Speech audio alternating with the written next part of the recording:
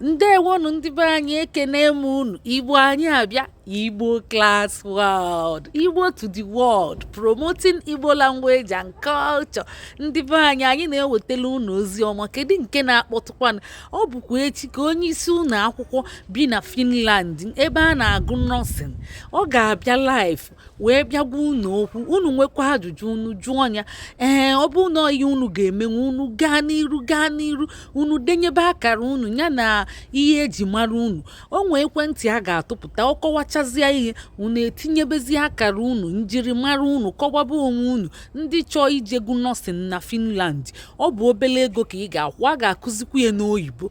Ya bụ ọ ga-abịa echi n'elekere 5 nke mgbede nke ala Igbo. Ọkụ elekere 5 n'ala Igbo ịpụta ịbịa n'Igbo anyị abịa ịbịa n'ụlọ onu ya. Onwe ajụjụ ị ga-ajụ ịjụ ọnya ịjụchazi anya ọghọta ọkọwadelu olu gị a n'ọfụma. Mgbe ahụ ị na-anya fụnọyi ị ga-emenwe itinyezi akara gị n'ekwentị anyị ga-ewepụta. Onwe ndị tinyebugo onu mana adịọkwa m shọn unu ghọtara ihe wee na-etinye bifo unu tinyebe ihe unu dị shọn unu ghọtara ya ghọtadelu onye a na ịdị shọn ihe ị ga-emenwu tupu itinyebe akara gị. Unu a na-aghọta ụmụnne?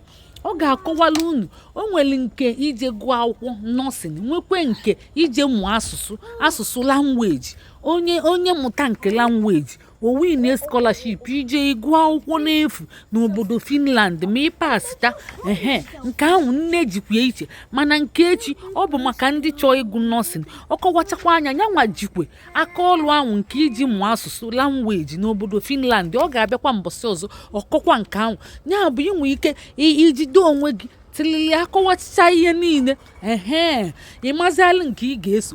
Ndị anyị na fa na-alụkọ ọlụ bịazịa anyị na fa na-eme kwụgba n'ihe gbasara ọlụ ma ndị na-eje obodo ịmago Canada fa bịakwazị. Ọ na-asịkwa unu ndo maka mbọsị a ihe agara aga. Ọ ga-abịakwa ọzọ kọwakwala unu nya ọfụma unu chọzịa unu bịazịa tinyekwa akara. Ya bụ unu ka ga-agba ya breki ịmago wee malụ nke ị ga-eso maka na ọ bụ ndị anyị nyochara ọfụma wee fụ na fa bụ n'ezie na fa bụ ezigbo mmadụ na fa chọrọ ọganiru. Ọ bụ ọdịmma ndị Igbo ka anyị jepụta ụmụnne onye nụnya ka ọrụ ibe ya. Biko tag ya na mmadụ mbọsị ahụ nupụteni n'igwe maka a sị na gidigidi bụ ugwu eze. Ka anyị lụsi ibe ọla ike ka ndị Igbo were nweta asụsụ ha. Ka anyị lụtụ ibe ọla ike ka ndị Igbo were nweta ọdịnala ha. Ka anyị lụsi ibe ọla ike ka o wee dịrị ndị Igbo na mma. Ka anyị lụsi ibe ọla ike ndị Igbo enwere ego ka onwe ha.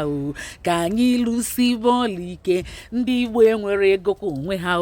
Ka anyị lụsi ibe ọla ike ndị Igbo enwere ego ka onwe ha.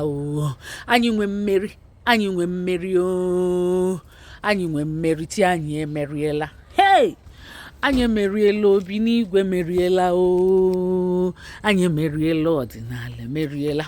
Ya bụ ụmụnne ọtụtụ echeta m ihe tupu nchezo mma etinye Telegram anyị na comment section link ya ka unu baba maka ebe ahụ ka a ga-anọ kọwaliko onye akọwaliko n'ụmụ WhatsApp maka WhatsApp ejigo. Biko unu edezinelu m ihe na inbox m. Biko unu edezinelu m na private WhatsApp m. Anara m agụcha nwa dị too much the thing na-agbaka m isi nya onye dekwe mara aza maka onwego ndị ga-abịa na-aza unu azịza n'ime Telegram. Yes, Telegram Telegram nke anyị nke ọzọ anyị mee mbọsị ya ọwaga anya wee dute ndị ọkachamara ọka ibe fa wee lụchaa anya ọ bụrụ kpọkọpi wee kii inye ndị ajọ mmadụ a na-eji etisie. Ọ ga-anya unu n'ezi aka ga-ebikwa unu n'ana unu gbakwala ọgwụ unu ṅụọ. Anyị achọkwa nsogbu bukwele na nsogbu unu gaba ebe ọzọ